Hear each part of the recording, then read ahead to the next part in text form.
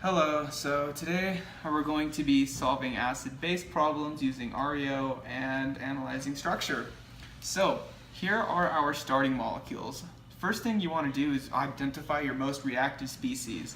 What that means is you're going to look at the charge, or look for charge. Here you can see that there's a -1 formal charge on the sulfur, so we can identify this as our nucleophile. I'm just going to write nuke for short, because that's a long word. We're going to draw an arrow to point at it just to show what it is. So, next step, you want to identify the complement to your nucleophile or electrophile. In this case, we have a nucleophile, so we're going to look for an electrophile. We can see here that the electrophile is going to be one of these hydrogens here. So for electrophile, I'm just going to write an E+, point an arrow at it. Now, for the next step, what you're going to want to do is draw the curved arrows to show the movement of electrons and or pi bonds, depending on the case. In this case, it's going to be a lone pair of electrons from the sulfur. We're going to draw an arrow starting at the electrons, make that a little stronger, and draw it going to the hydrogen. Now, that would break the octet rule, or in this case, the duet rule, because it's a hydrogen. And so we're going to have to break this sigma bond and give those electrons to the nitrogen here. Okay. So those are our curved arrows drawn in. Next, what we're going to have to do is draw the products of the reaction. So, I'll do that.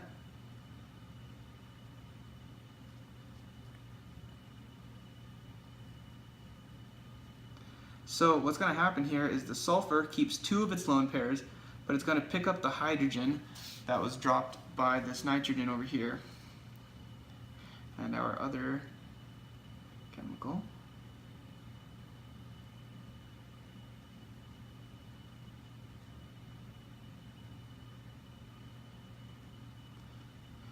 See, what happens here is nitrogen keeps 1 hydrogen, and it now has 2 lone pairs.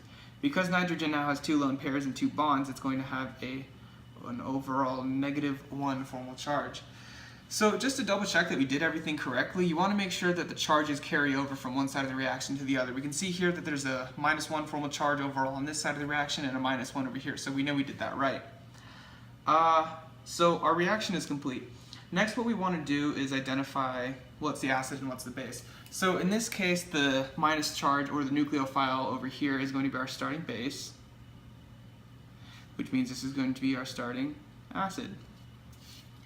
Over here, base turns into it has a conjugate acid, and the acid has a conjugate base. Now what we want to do is identify which of these acids or bases is strong or weak. So between the acids here, we're going to identify which one's stronger. Now, stronger acids are more stable, which means they distribute charge better.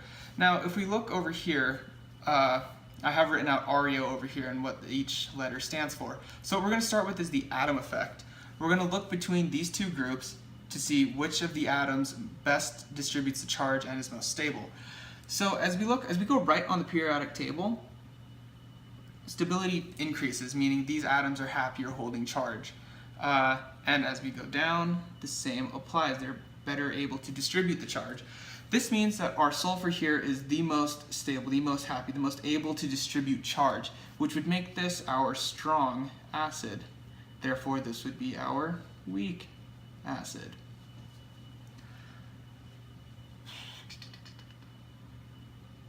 Over here, using a similar line of thought, we can identify that our base over here, since it's better able to distribute charge, it will conversely be our weak base, and our least stable base is going to actually be our strongest base, which is why our conjugate base over here is going to be a strong base, because it is least able to distribute that charge. Now we need to figure out which direction the equilibrium lies in. Is it going to be on this side, or in the middle? So assuming that we start with equal concentration of each product and reactant, equilibrium should shift this way.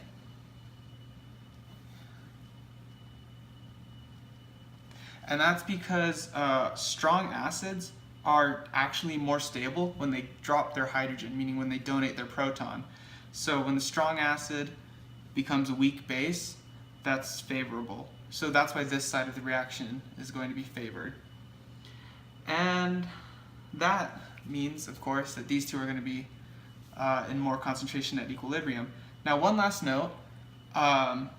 We want to know which of the acids is going to have a higher pKa.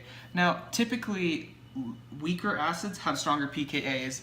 This being the weak acid will have the higher pKa value. And that's about it.